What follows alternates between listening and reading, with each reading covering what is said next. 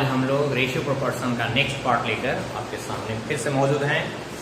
तो चलिए, सवाल है 1:2, 3:5 और 5:8 का मिश्र समानुपात बताएं। मैंने बताया था मिश्र अनुपात सरल जटिल अनुपात का सेंस क्या है, फर्स्ट टू लास्ट अनुपात। ये हो गया। अगर कटिंग हो रहा है तो इसको काट दें और जो बच गया वही आपका रेशियो बनता है। यानी कि 1:2, 3:5 और 5:8 के लिए मिश्र अनुपात क्या होगा, तो 3:16। ऐसा है 12, 14 और 24 का चौथा अनुपात क्या होगा। यहाँ ध्यान देना है कि आपसे जो अनुपात पूछा जा रहा है उसको किस प्लेस पर हम रखें और बाकी जो हमारे पास 3 पार्ट दिया है वो किस अनुपात के प्लेस पर होगा, ये जानना बहुत ही अहम होता है।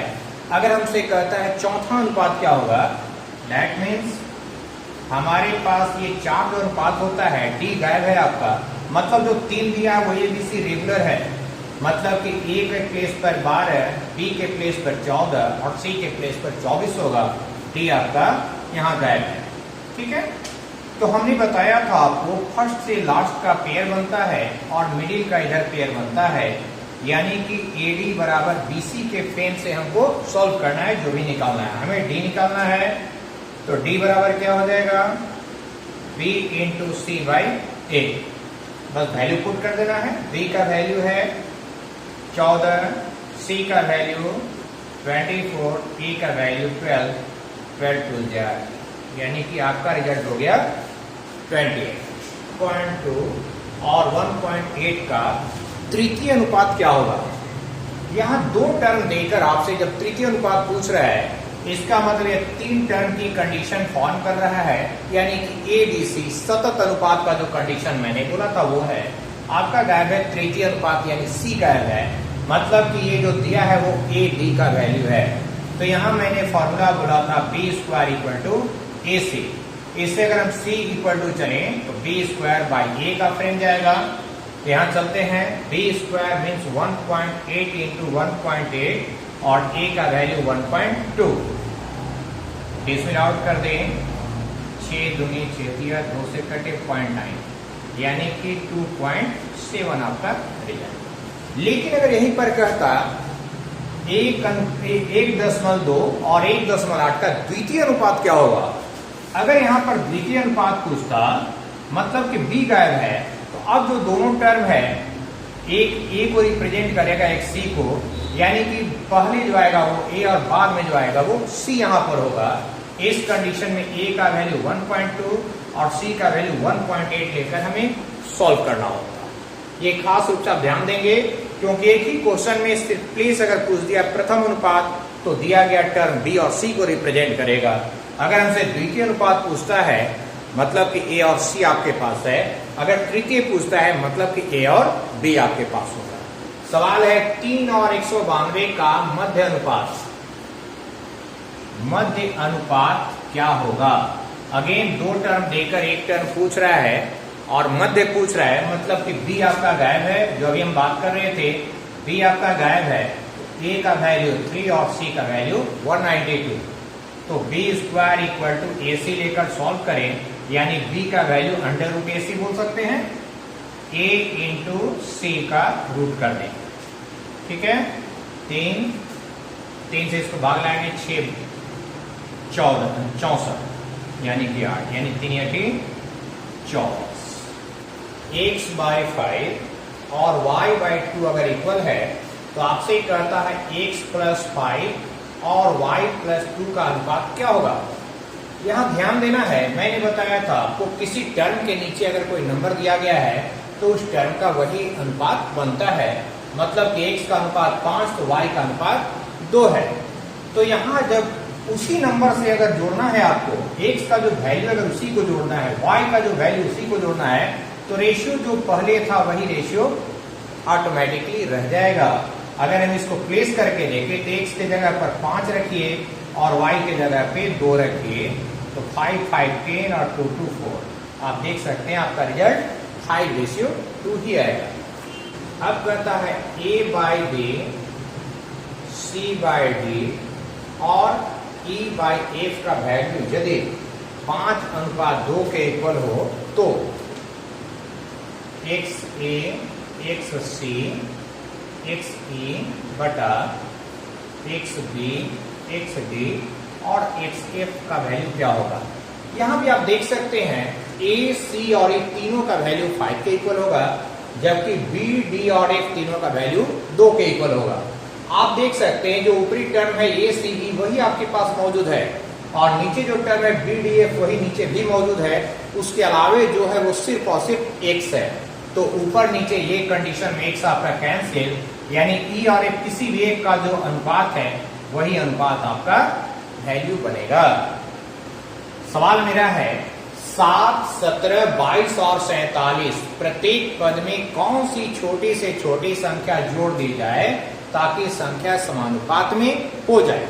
तो हम इसमें जोड़कर देखेंगे। अगर हम ऑप्शन 1 को क्लियर करते हैं तो 7 1 8, 17 1 18, 22 1 23 और 47 1 48। ठीक है।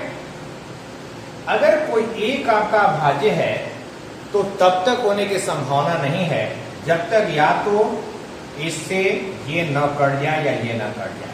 तो एक अगर कटता है तभी संभावना, अदरवाइज बिल्कुल कंडीशन नहीं है। तो यहाँ पर 23 से न तो 18 कटेगा, न ही 23 से 48 कटेगा, मतलब ये कंडीशन संभव ही नहीं है।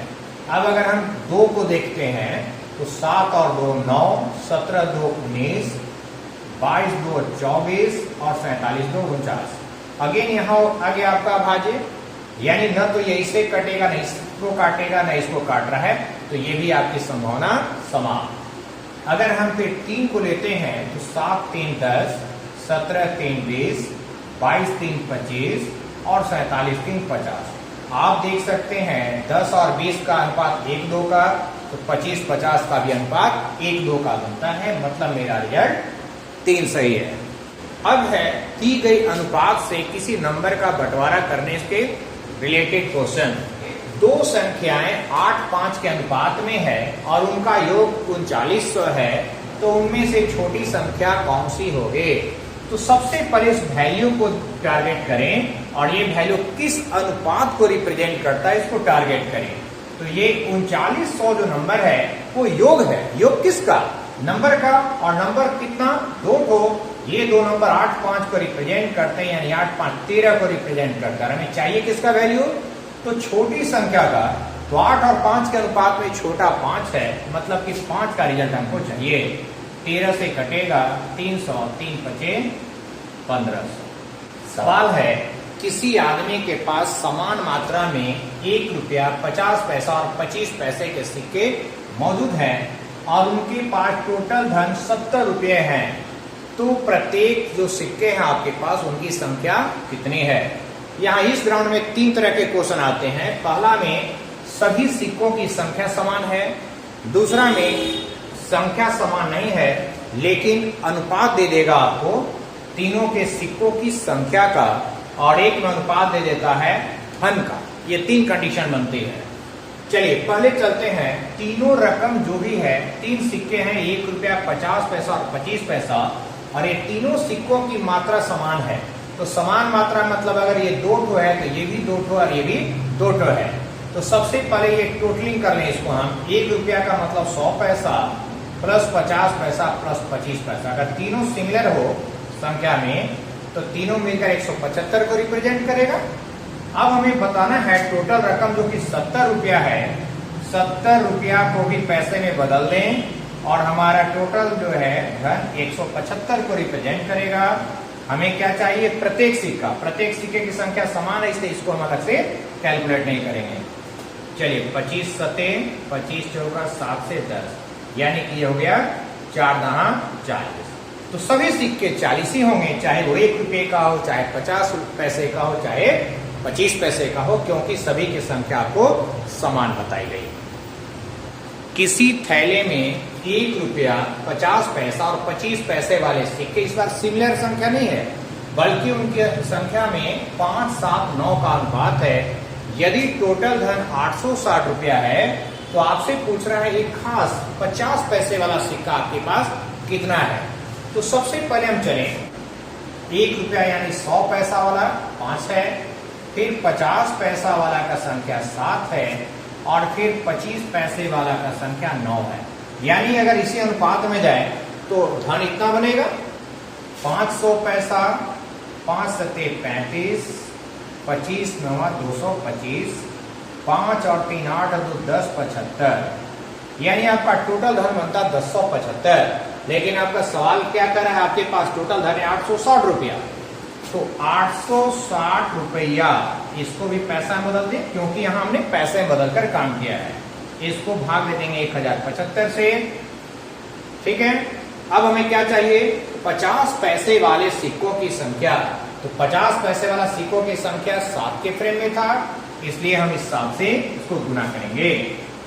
25 से काट रहे हैं, 25 चौका 100, 25 किया 75, 43 19 7 चौका 28 दूनी 56, यानी कि इसकी संख्या हो गई 507।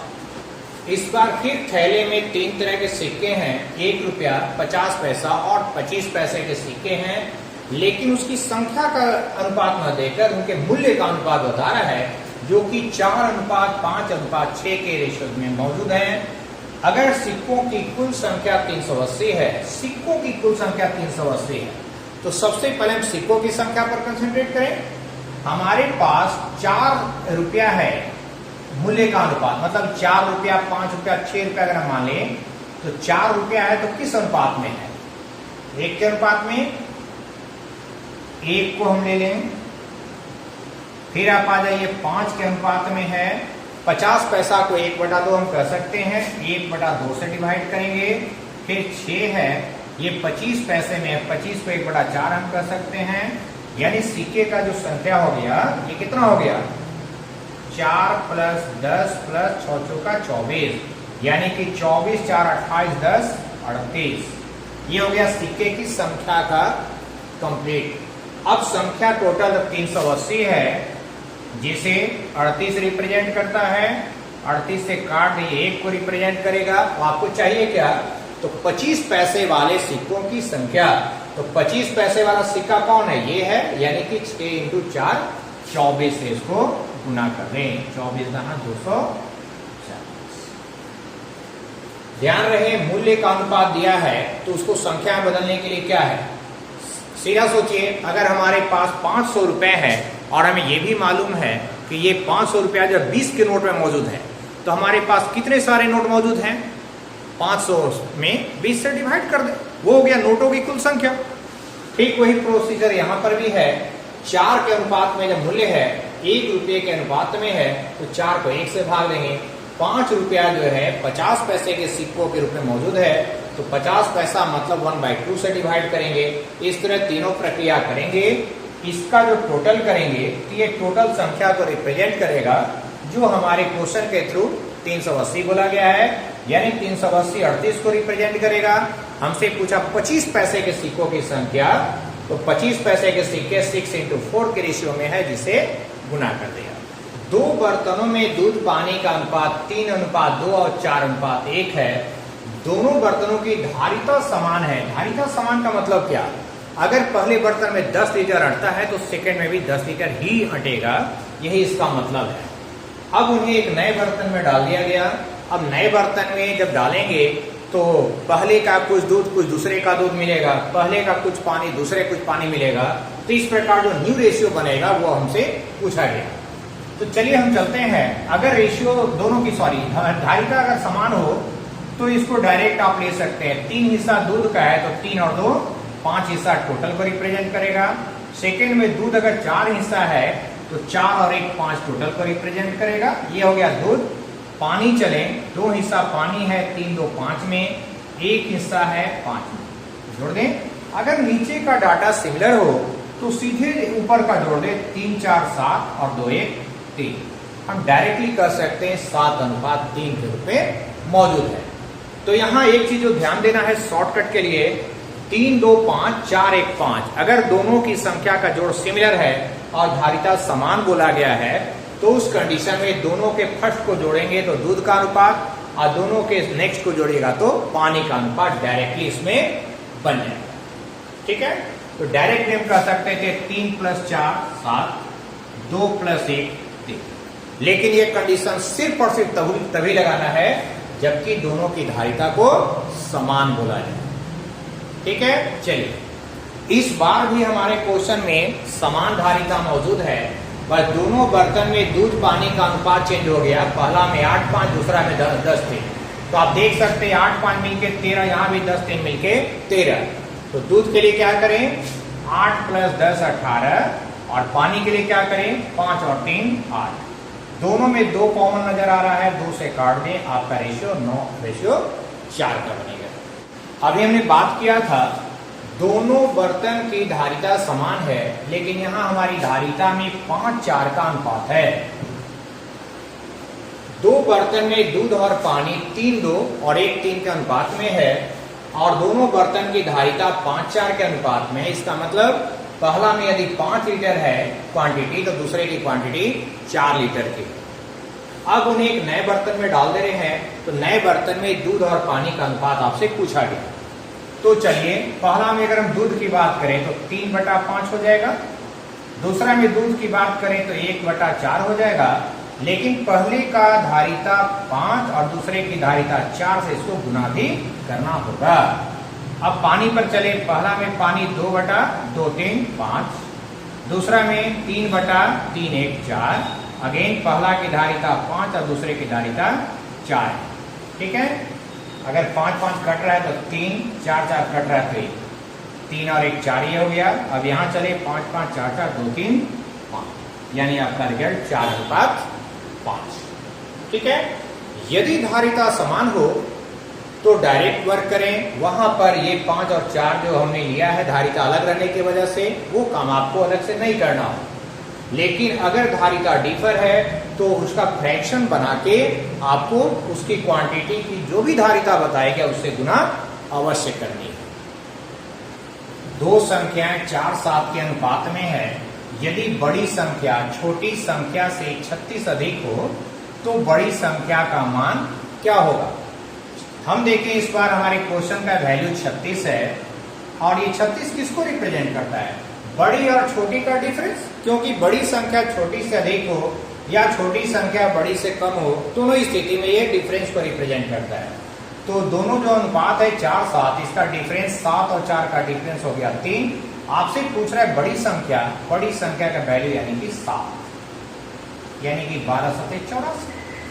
सवाल है 1250 रुपए को PQR में 4, 9, 12 के अनुपात में बांटा गया है, तो P और Q के हिस्से का अंतर क्या होगा। आपसे कह रहा है PQR जो 4, 9 और 12 के अनुपात में। अब सवाल है टोटल रकम 1250 है, 1250 टोटल है, टोटल मतलब 4 और 9 13, 12 25 को रिप्रेजेंट कर रहा है। हमें चाहिए P और Q के हिस्से का अंतर। P और Q का रेशियो है 4, 9, इसका डिफरेंस पूछ रहा है, तो 9, 4 का डिफरेंस 5 से गुना करें, यानी कि आपका रिजल्ट 250। सवाल है यदि 3 संख्या में ABC है, जिसमें AB 2-3 के रेशियो में है जबकि BC 4-5 के रेशियो में है, और ABC तीनों का योग मिलाकर 210 है, तो आपसे पूछ रहा है कि B का मान बताएं। तो आपको मैंने अनुपात निकालने के लिए बताया था, AB है 2-3 और BC है 4-5। B के नजदीक का नंबर यहाँ और इसके नजदीक का नंबर यहाँ, 2 चौका 8, 4 तिया 12 और 3 बचे 15 का अनुपात बन गया। अब 210 किसको रिप्रेजेंट कर रहा है, तो ये तीनों का सम है, तो 15 और 8 23 और 12 25 10 35। हमें किसका रिजल्ट चाहिए, तो B का वैल्यू जो कि 12 है। 35 से अवश्य कटना चाहिए इसको, 3 6 18 6 बार 12 6 72। तो आज आप लोगों को इतनी बात हमने की है। कल कुछ और कॉम्प्लेक्स क्वेश्चन की ओर हम लोग मूव करेंगे।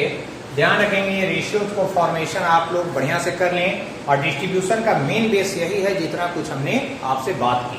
अब इसी को कैसे थोड़ी कॉम्प्लेक्स करेंगे और कैसे उसको यूज करेंगे, कैसे उसका सिंप्लीफिकेशन करेंगे, ये हम लोग नेक्स्ट वीडियो में देखेंगे। तब तक के लिए